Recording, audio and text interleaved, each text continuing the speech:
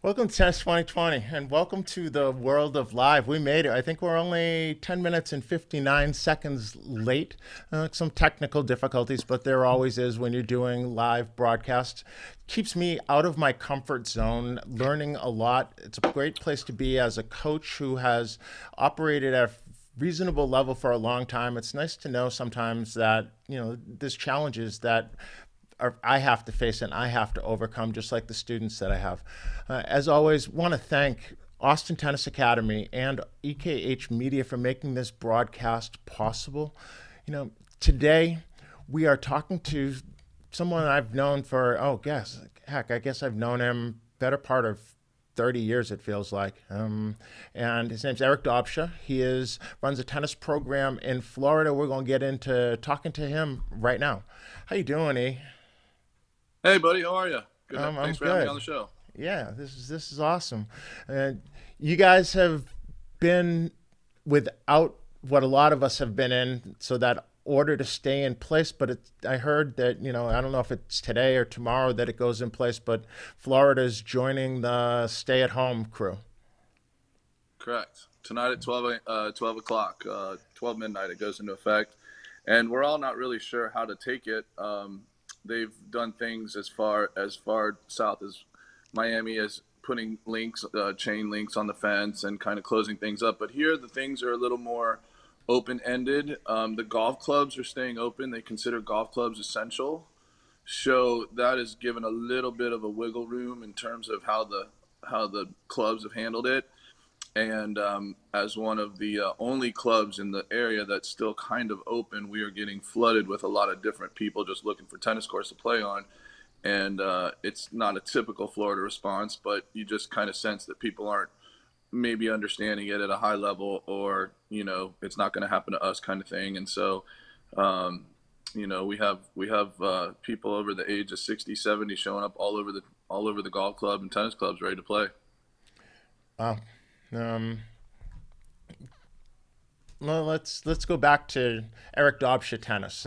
So tell us a little bit about where your program is at the moment, like the number of players that you work with, the level of players. What's Eric Dobsha Tennis look like at this point?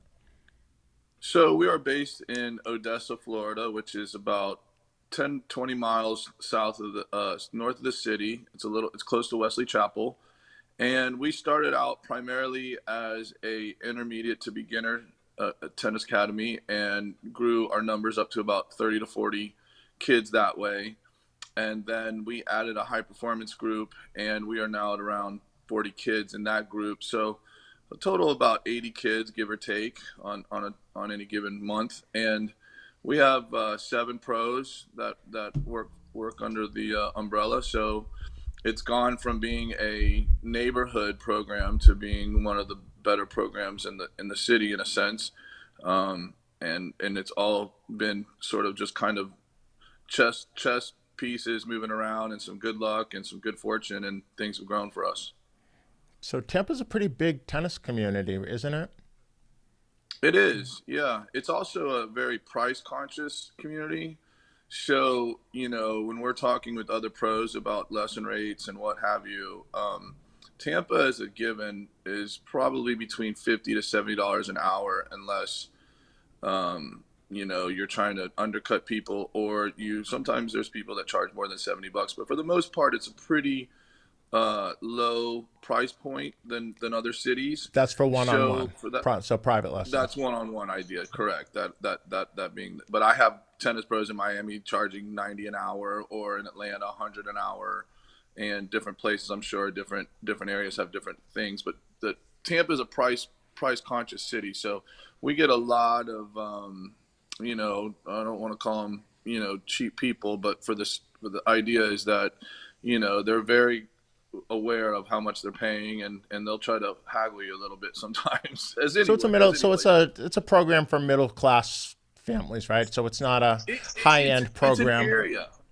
Hmm. Yeah, it's an area. The area is it's cheap to live here. The price of living here is low, so it kind of reflects in how the structure of the tennis lessons and rates are affected. But for the most part, we have a low you know, we don't, the rent here and the mortgages here are lower than most cities. Right. Okay, so let's go back to your junior career. So let's do a real quick run through of Eric, and we'll jump in at some point in time as to where I first ran into you. But so what was junior tennis like for you? So I grew up playing in Florida. I grew up on the East Coast in Titusville, Florida, which is where the space shuttle basically, where you go to see a space shot. And I didn't know much about the game. My dad was the first one to really kind of bring it into my existence, and grew up kind of, you know, being good for a while. At 12 and 14, I was top 5 in the state for those areas. And then as I got into the 16s and 18s, I got a little higher in the rankings, and 2 and 1. And I also So you are Mr. Humble, because 1 in any age group in the state of Florida is a big deal. So, you know, congrats. I appreciate it. I was just about to say that the truth of that is that my last year in the 18s, I won what's called our state close, which is our Southerns, or whatever your state championship or your sectional championship is. But I was also without 2 of the most dominant players that we ended up having, which were Brian Dunn and a guy named Vince Spadia. And they were, at the time, they were outplaying maybe the Italian juniors or the French Open juniors. So I don't want to say it was an asterisk, but certainly if those 2 guys would have been in there, it would have made it a little tougher for me. So it was nice of them to kind of defer and go over and go to Europe and play the big boy tournaments, and let us guys get to it over here. And so my claim to fame as a kid was kind of doubles oriented. It's not the sexiest comment to make. You don't tell everybody about your doubles gold balls per se, but I had 5 gold balls. I won gold ball in every age group, save for 18s. My first year 18s, I played. My first year 18s, I graduated high school early. So I ended up going to the University of Florida my second year in the 18s, which meant I kind of skipped my second year in the juniors, and I had to come back and play our sectional just to get into Kalamazoo to try to get the U.S. Open berth. And so ultimately, you know, I was ranked 7 my first year in the 18s. 7 in Florida, and 7 in the nation. No, in the nation. Yep. So we had 4 guys in the top 10 in that era. So we had a strong division: Spadia, Dunn, and a guy named Adam Gusky, who you know pretty well, I'm sure. Yep. And a guy named Damon Hankel. So we were all kind of battling up in the top 10 region, and so then I signed a scholarship to go to the University of Florida and played there, and we won an SEC championship in 1994, which is probably one of the coolest things I've ever done. A high school championship, state championship was another amazing thing that I got to do. And then finally, kind of rounding out my top 3 is winning Kalamazoo in doubles at 16. And who was your partner? Brian Dunn. And ultimately, so you were the short guy. He was 6'6", I was 6'4". And we were seeded 1 my second year. We got to the semis my first year in the 18s, and we lost to David Witt and Jonathan Leach in the semis. And then my second year, we were 1 seeds, and we were upset by a gentleman by the name of David Roditi, who's a pretty big, coach at big TCU. character over here. Yes, sir. And a guy named Ross Lowell, who is out in Los Angeles, and I don't know exactly what he does, but he's a great tennis player. So we were upset in the quarters, and Brian went on to win singles. He won in the final over Vince Spadia. So yeah, I had a great junior career. Had a ton of experiences, and then ultimately had a great time at University of Florida, and then that's now the segue into meeting you, is me moving up to Atlanta right after that area, and I met you, and when I worked at UTA. With David Drew and David Stolley and Tori Hawkins and Adam Gusky and Jason Parker, a whole slew of guys that are out there. A great group of coaches, right? That was a great. I don't know what goes on there now, but I have to figure that was a great era of coaching in Atlanta. I mean, we had a lot of different guys up there that are still very successful and are still doing their thing now. Yeah, and very hospitable. So if I was, coaching Timmy Solomon, I think I came up and you guys were more than happy to have Brian Vahaley playing practice matches with people. Though I got to say, I don't think I ever remember Brian winning a practice match. He was always working on something, but you put him in a tournament and he was like money. That guy was as money in tournaments.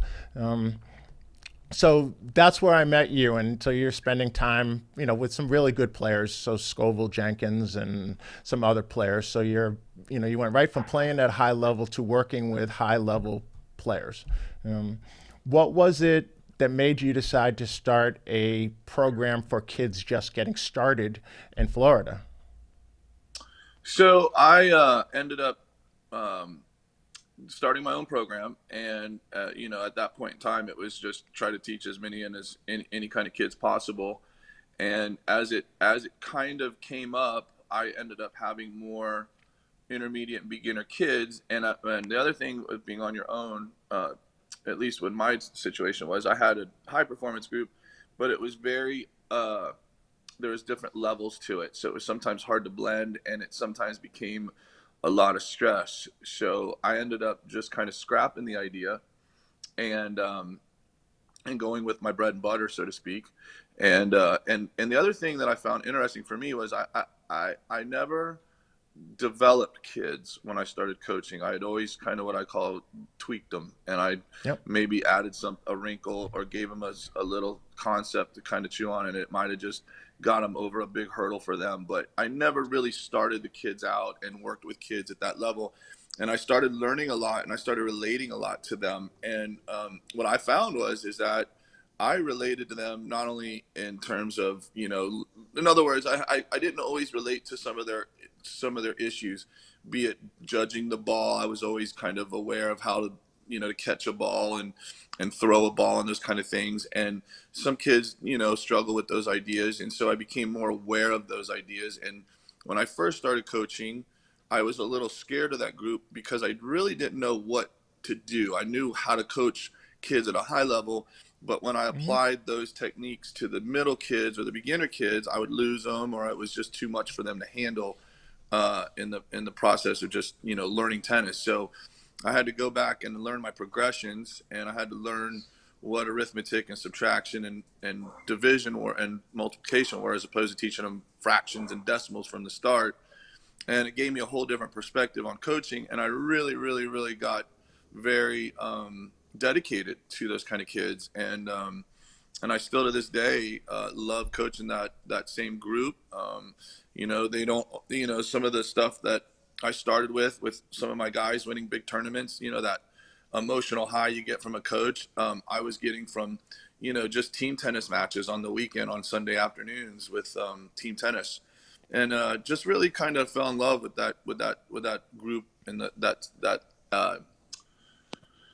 specific area of coaching. And then in the last 2 years, we had a kid in our area that's basically one of the best kids in our area. He's top 15 in the state of Florida in 16s, and he kind of wouldn't take no for an answer as far as coaching him. So we ended up, deciding, okay, we're going to start a junior program with him.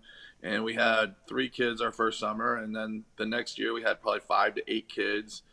And then this last summer we got about 12 to 15 kids. And then this last fall we had a couple of big breaks go our way. We had one coach in the area kind of just kind of leave town and kind of leave some kids open, and Mm-hmm. we had some other little opportunities happen. And so we ended up getting a really strong core of kids, and now the group feeds itself. The kids are good enough now that we attract other kids. So it was a little bit of luck. Well, it was a lot of bit of luck, but those kids are kind of sometimes looking for the guys that like myself that have played at that level. And we also have another coach, Sakwa Young, who he has maybe 9 or 10 gold balls in singles and won the Easter Bowl a few times. So he's just Wow. he's a great wealth of information for the Yep. kids. So yeah, so ultimately we're kind of a half and half program now. We have both sides, and that's in our area. That's kind of rare, just because you either have one or the other. Yeah, I we're like to we're call them facilitating. feeders and destinations, right? So you're either a feeder program, you're getting kids started, and then they move along to that next program at a higher level, or you are that destination and you're getting the feed from somewhere else as opposed to developing them yourself.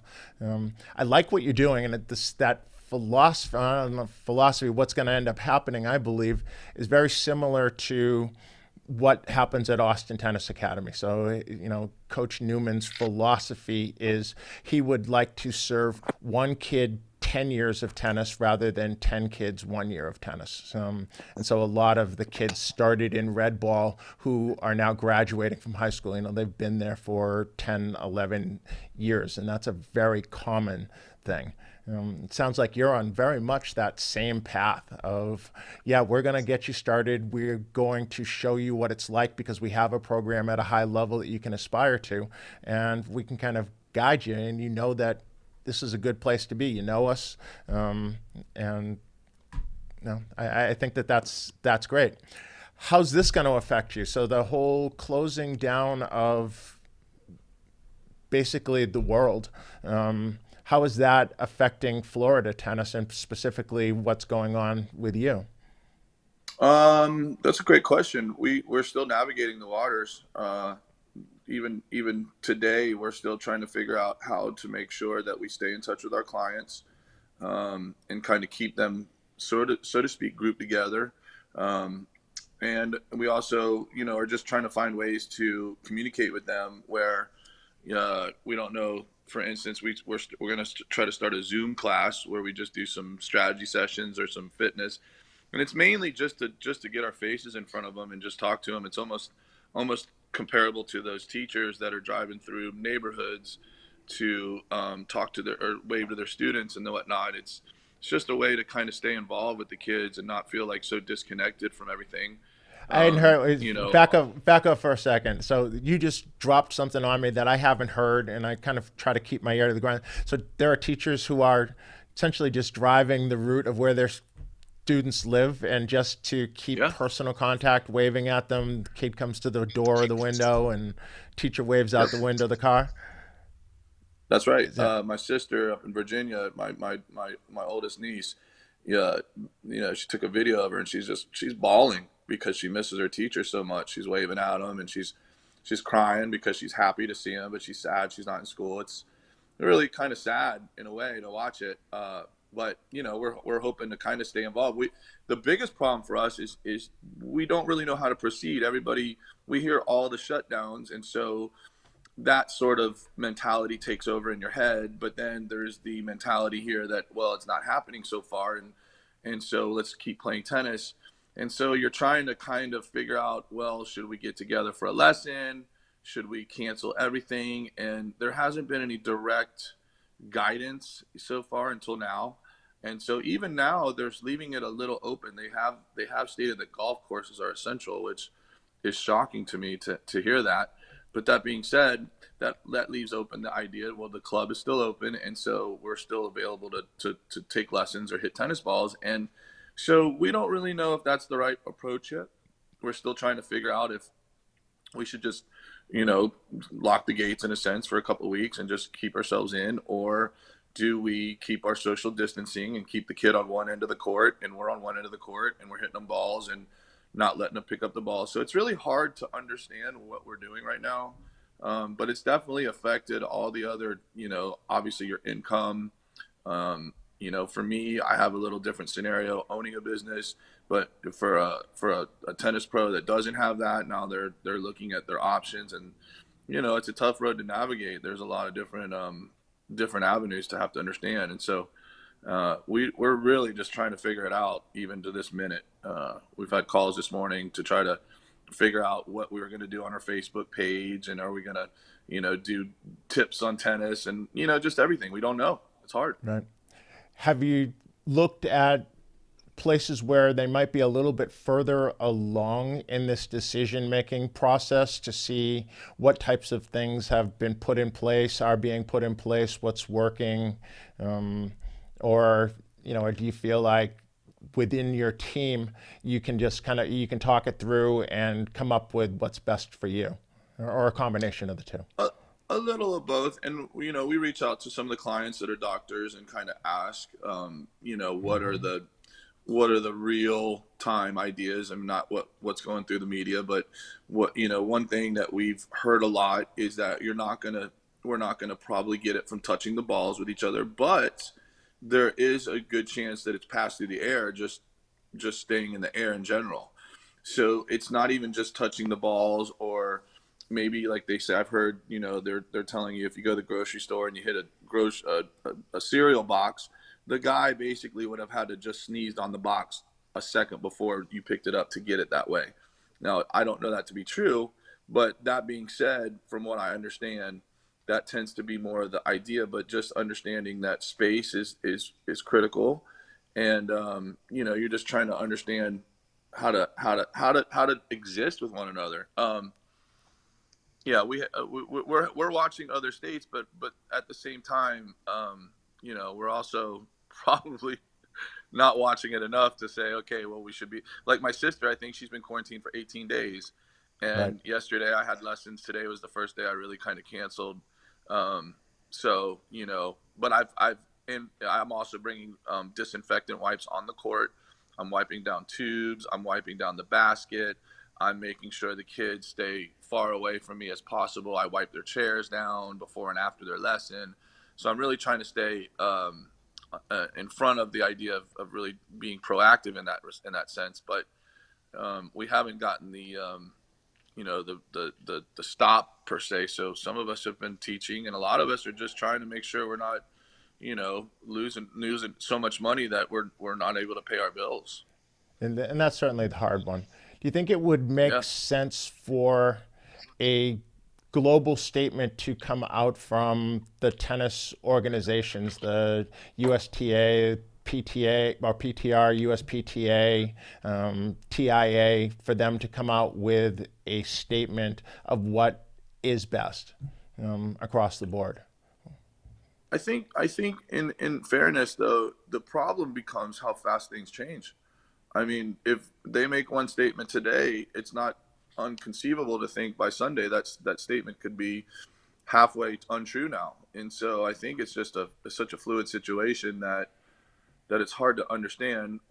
Florida hasn't really taken a very strong approach to the whole idea. And so, by that account, as somebody in the public service, I have people that are calling me for lessons. Uh-oh, we just lost Eric. I'm so sorry. Oh, no, no worries. You're Hello. back. Good, cool. Sorry. Phone call. So, I'm sorry. I lost my train of thought. You have people call. You said that you have Oh people yes, calling you for. we got people calling. Hey, we got 4 people for a lesson. Can we do that today? Can we schedule a group practice tomorrow? There's a lot of people that just aren't really taking it serious. I'm not saying seriously, but are not necessarily saying, well, we should just stay indoors and not go out. So, when you are asked to go on the court or you're asked to do things, it's hard not to say, I don't want to do it when it's critical to sometimes paying your bills. That's the hard rub, and I think Which nobody has come up which with a is hard, solution, right? Yes, All right, let's jump absolutely. ahead because I know that you are at a place where I was, I think 9 days ago. 9 days ago, Austin, Texas shut down. Texas as a whole just shut down last night, I believe. But Austin, about 9 days ago, was given the order to close all the way down. So we're a little bit further down the road. Those first 5 or 6 days were overwhelming to a degree for us here. I'm also involved in a facility that has an accredited private school that it owns. So, there are 34 Oh kids in wow. grades 7 through 12 who are How many there. kids in their program? Close to 200 overall, but there are 34 who are in that full-time, what Austin Tennis Academy College prep, who, are That's awesome. they are bricks and mortar school, so none of it's online, but it has been moved to a virtual delivery system where they're holding the classes every day via Zoom the same way that they would have. So the only thing that's different is the practices and private lessons which happen for those players during the day aren't happening the same way. So, but their schedule is the same. The classes are being held at the same time, trying to keep those players in the same kind of rhythm that they were in and keeping as much normalcy as possible to their lives. And so the players yesterday, the school just started back up. We have an extended spring breaks, and school just started again actually yesterday, I believe. But the first response was it just feels normal to them, except they don't have the tennis. But we are doing tennis in the afternoon. Have you Looking guys for done any kind of fitness classes online, anything like that? every day. So we do fitness from 4:30 to 5. So the academy group, which includes kids that are in the college prep, but as well as those kids that just come for afternoon tennis academy, they normally come from 4:30 until 7 o'clock. 4:30 till 5 is fitness and warm up, and then academy. We're doing those classes online via Zoom. So the fitness coaches are leading, and everyone has found a space and they're doing it. We've had, I guess, on average, about 75 kids in each one of those sessions every afternoon. Wow. And the coaches look in on them because we can all see what their camera is and what their workout looks like. So they get encouraged, and a lot of their coaches who have primary students, and we all do have some, are sending them private notes in that Zoom of, they're doing a really great job, or maybe they need to get on it a little bit more. So there's a lot of contact, and we are trying to do those, or we are doing those online.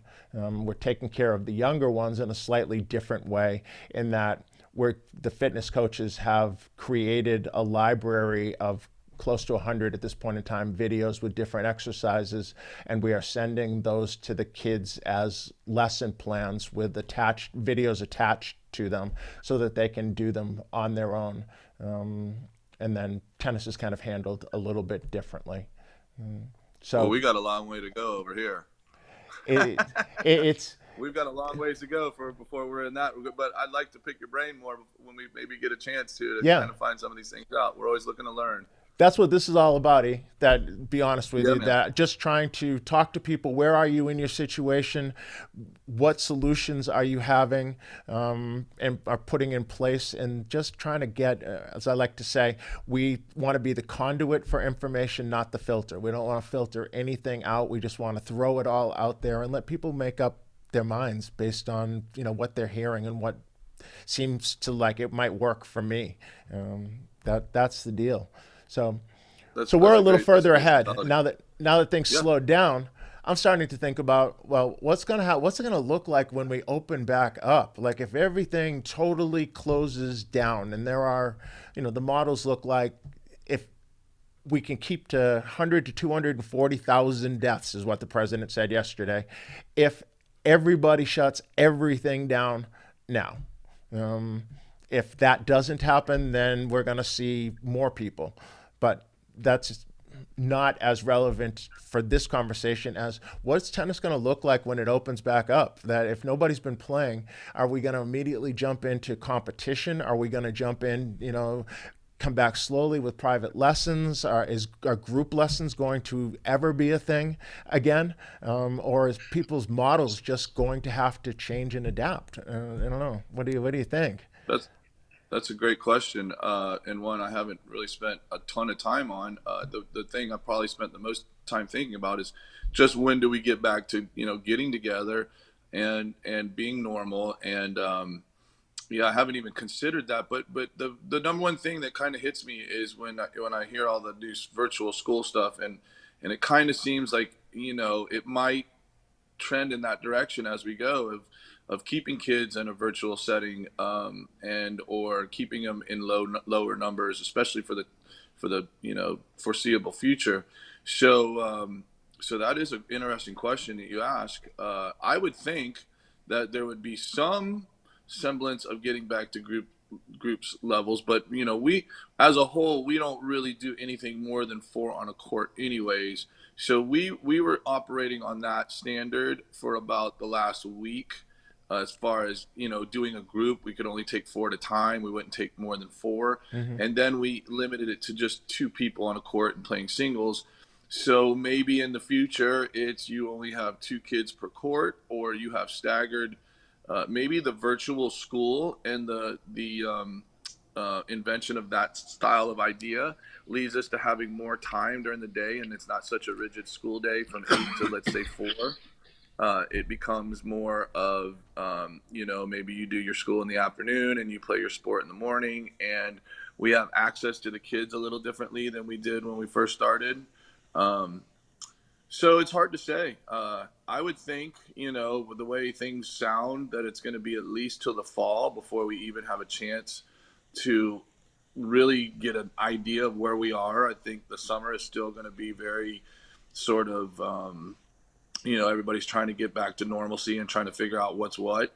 And then I would think by the fall, if things are back in order, then we kind of would figure out what that answer is. But it's hard to project that. It's interesting you say that. I hadn't thought of that idea of limiting groups because of this idea going forward, other than just for the time being and being a mandate, and not something that just becomes the norm. So that's an interesting question. I think it is less determined by what we as coaches say will happen as what others who have to put their children out there feel is comfortable, right? So if some people are going to immediately say, I'm comfortable with groups, right? They're like, why did we ever stop them to begin with? So there's that early adopter group. And then there's going to be that group that really wants to hear all clear before they come back to groups. And then there's going to probably be some who are just never comfortable for a very long period of time, aren't comfortable with their child in that group setting as long as there are any number of cases being reported in the area, right? Till it gets totally down to zero. And there might be a need to have some hybrid combination of things, which we do, because everybody isn't going to come back right away. That's not going to be we flip a switch and everything's back to normal for everybody. For some, yes. For others, no. Right. Even here in Florida, we have, I would say, more than half of the population is still in the mode of saying, why are we not doing that? Why are we not getting together? Why are we, now as the last couple of days have unfolded, you're starting to see more of a little more cautiousness, and you're seeing people being a little more, I don't know if I want my kids out there picking up the balls and what have you. So the idea becomes that, I think as time goes on, people will kind of figure out where they are. But overall, in our area, it's still pretty, it would not, I could probably call up at least half my clients and probably get lessons or some sort of, workout with them. And that, may change over the next few days just because everybody's starting to understand, like you said, we're 9 days behind the curve in a way, and we still haven't really kind of dealt with the mentality of all this yet. It's still so fresh in our head.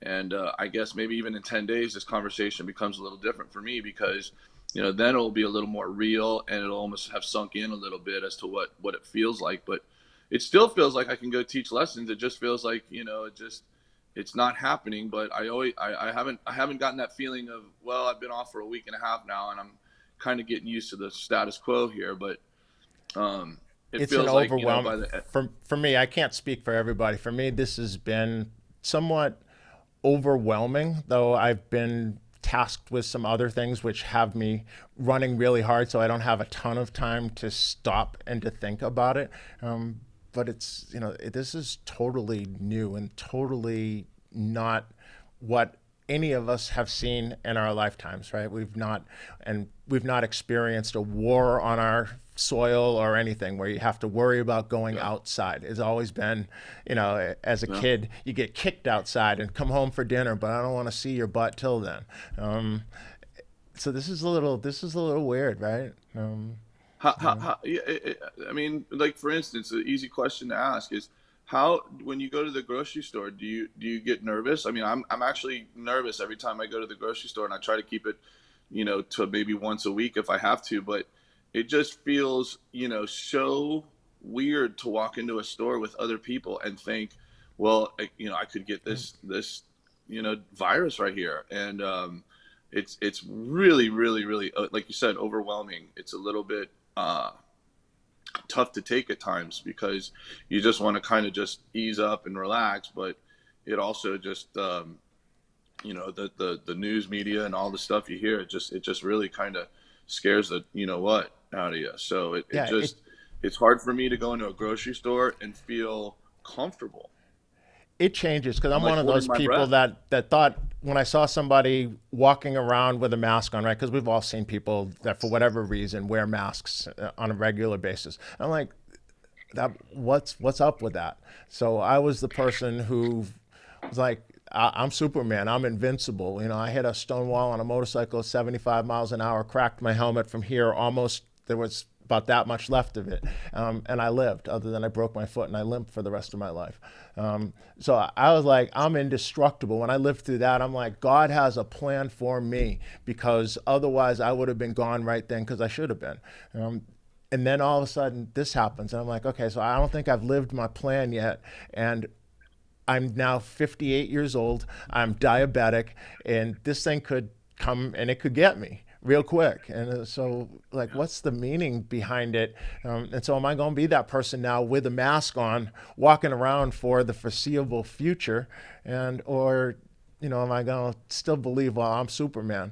As much as I believe that maybe I am Superman, I don't think that everybody else is. So I'm making decisions that I don't adversely impact other people, as I don't want anybody to adversely impact my dad, my stepmom, my mother-in-law, my oldest daughter who's 20, almost 23, but has lupus. And so I'm trying to be cognizant of my actions impact others. And so I might be that person who walks around with a mask. I was very, very, very sick right before this supposedly came to the U.S., but close enough to that time that I think I actually might have had, the corona cooties, which would be great if I did because I'm now safe, right? I still have a cough, but I'm on the other side of it. But I went through I have a cough, I have this fever that's going up and down, and a lot of the things, and it was right before anybody was getting tested. So maybe I was one of the first people and I lived through it. But I also don't know because I don't have a test, right? Right. I don't know. It's Yeah, really, that's interesting to say because I almost said it before. Is I think what will be interesting in going forward is if they can develop a test we can all take to figure out if we've had it. That to me will end up, I think, alleviating a lot of the people in the group setting idea. In other words, let's say by the end of fall or the end of summer, they have a test and we can test people now and see who has it, and we can get a read. Yes, you've had it. Now that allows you to go to a group almost in a sense without thinking about it. So I'm sort of keeping my fingers crossed that they can develop a test fast enough so we can kind of get some answers, so we can kind of move on and figure out, well, I've had, like you said, I've had it. I didn't know I had it, but got over it, and I'm good to go in a group setting kind of thing. yeah, if the death rate is 1%, then if we can figure out who the other 99% are and start putting them back out there into society, into whatever it is that we do, there will be Yeah. some sense of normalcy. Things can start ticking along a little bit. I don't know. It's a lot to think about, A lot to think about, man. I All appreciate right. on a Listen, day maybe when, we can talk in a couple of weeks and revisit it. yeah, and The craziest certainly the let's craziest talk part of offline. it, the craziest part, literally though, is just how fast things change. Like every day it seems like there's some new sort of information to take in, and every day it gets like, your mouth drops a little more, and then your mouth drops a little more, and it's just every day is different. So I think it's hard to even project where we're going to be in 2 weeks. I mean, really. Other than it's what not what, going to what be like it how is long are you now, and it's guys going to be a little quarantined? scarier. What? How long are you guys quarantined? Till what? Um, no, it's te- April 13th. Is that what you said, Kim? So Um, ours April is April 13th. 30th. Virginia's is June 1st. They're already into June with it Yeah, my in daughter, Virginia. my youngest daughter is a junior in Midlothian, Virginia, and they canceled school for the year, a couple weeks ago or a week ago. It is hard. My perception of time has changed. And so I have no idea how long ago anything was in these past 3 weeks.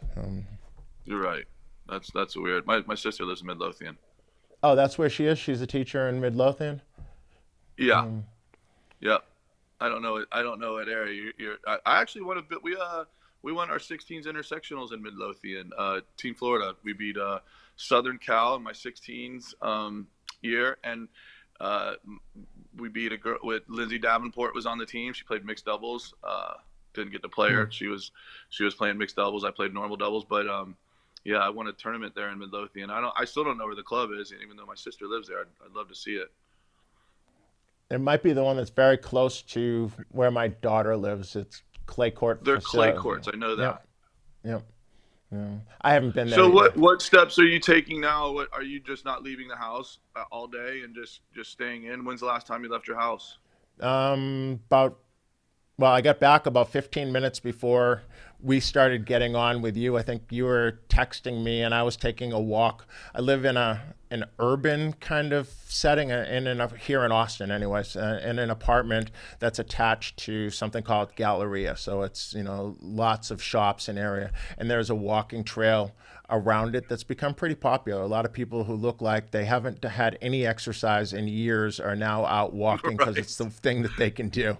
We get to that place in the trail and we're walking, coming this way, and then we kind of make our space and we go by each other. So I get out pretty much daily. I walked. Because it is an urban area, it's close enough that I can walk to the grocery store. So last night I walked down to the grocery store and got some avocados to make guac and some stuff like that. So I get out, but in terms of going out and interacting with anyone, we pretty much shut that down, closed the doors to Austin Tennis Academy the night that the shelter in place order was issued. And so I've gone back a couple of times to, I shouldn't say we. Jack Newman ordered these rebounder things from on court, off court that he gave to 30 of the kids, particularly the younger ones, so they can get out in their driveway and continue to hit balls and some things. So I went back and got one so I can be someone who's developing videos to give to them on some different things that they can work on. Are those the little stands that have the string and you hit the ball off the string? No, because you knock the ball off. I had one of those when I was a kid, interestingly enough. And so I switched to the wall at my house because the ball won't stay on the string once you can hit the ball more than 2 miles an hour. So I got tired of trying to tie the little rubber band back together. So I switched to my driveway. I'll show you the video sometime, but I lived on a hill in Massachusetts in a hilly community, and if I hit against the wall, the retaining wall in our driveway, and I missed the ball coming back, it would roll down my driveway and then into the yard across the street and down their driveway. So I turned and faced the other way and hit against the garage doors. So if I missed, the ball would hit the embankment behind me. Unfortunately, the garage doors had glass windows in the top panel that turned into cardboard and plywood because I just Right, right. Yep. I took out the You were windows. accurate. You were certainly accurate. So I get out a little bit. Um, Well, that's good to hear. I'm trying. Yesterday, I rode my bike for the first time in a long time. Like you said, you see so many people out there now doing their thing because it's the only thing left to do in a sense and getting out there. What do you do as far as do you feel comfortable going in a grocery store and those kind of things, or do you like? I almost feel like I hold my breath and I'm paranoid in the it's place. it's weird. It's such an odd feeling. Yeah, it's weird. And I kind of, yesterday I wore gloves on both hands. I had been wearing gloves on one hand. I don't know if you've seen, there's a video circulating of a guy in the restroom washing his hands, and then he constantly having to wash off the soap container, but did he contaminate it? And then, there was no way to get out of there and feel safe. And that's how Yeah. I was. I was like, okay, so I have it on and I'm thinking, well, the most dangerous place in here, because I don't ever have cash, is that little keypad thing for the credit card, because they're not wiping it off every time. And if somebody had their hands and then they're punching in Yeah. their little code, right? That's Yes. probably the dirtiest, nastiest thing that I'm going to touch in my entire journey. And so now I'm like, okay, so I'm going to make sure I do that with my gloves on. But now do I take my gloves off? And if I don't now, and I've touched the things that I put in the little satchels, and then I get home, and do I take my gloves off before I come in the house or after I come in the house? So it's almost like I'm going to go for a walk. Everything that comes back with me is going to get put up in the quarantine area, including take off my gloves, wash my hands. And now apparently, the virus can only last for a couple of days on a surface or something. So can't touch any of that stuff for a couple of days. And we actually have done that with some UPS or Amazon type things that we've had delivered. Is it just sitting there until, we feel safe. 2 or 3 days. Yeah. Yeah. Well, as I'm starting to understand, they said, it's very, very hard to get it like that from a surface, like a cardboard surface or something to it. It's not going to be the norm kind of passing. It's just going to be in the air. But again, these are things that you're reading in the media, and you're not sure if you're reading the right things, or you're reading a little bit of misinformation and that kind of stuff. So I don't take anything too lightly, and so if the bags come in from the grocery store, I'm using tongs to bring in the bags, and then I put some gloves on and throw the bags away. Sounds like good advice. Came to you today, cough. Eric Dobsha. This is the leftover cough. This cough it gets better every day, so it's not good. It's not something coming on. It's something going away. So I'm not. Knock on wood, buddy. Yeah, I'm not worried about it coming on. Thank you. This has been probably the longest one, and I hate to say fun, because we're in a place where, your whole staff is now having to worry about how are they going to pay their bills and things like that. But this is great catching up with you. We've been, hanging out on Facebook and things, but it's been a minute since we did anything face to face. I really appreciate you taking the time to contact me and include me in your situation, and give me a platform to talk my stupid thoughts, and really appreciate your time, and thanks for having me on your show. Appreciate it. And if you don't know Eric, his hair is very tame at the moment. I think he decided he was going to put on a more conservative view for our. Just all over the place. So, but it only has a couple colors. Thank you so much. Yeah, it's all good. Oh yeah, well, I've been trying to get in. They won't take any appointments right now, so I gotta get something going here sooner or later. It's too tame. Thank you, Eric. It's been a big pleasure. Thank you so much for your time. Yeah, absolutely, buddy. Take care.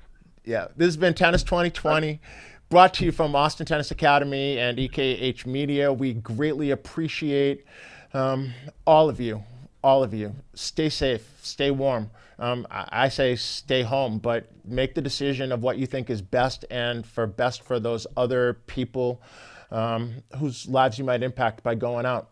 We'll be back again tomorrow. Our guest will be Dr. Danielle Grant, who is a pediatrician here in the Austin area. She has a practice that has several locations. She also has 2 young boys playing tennis at Austin Tennis Academy. So that will be our guest tomorrow morning on Tennis 2020. Until then, stay safe.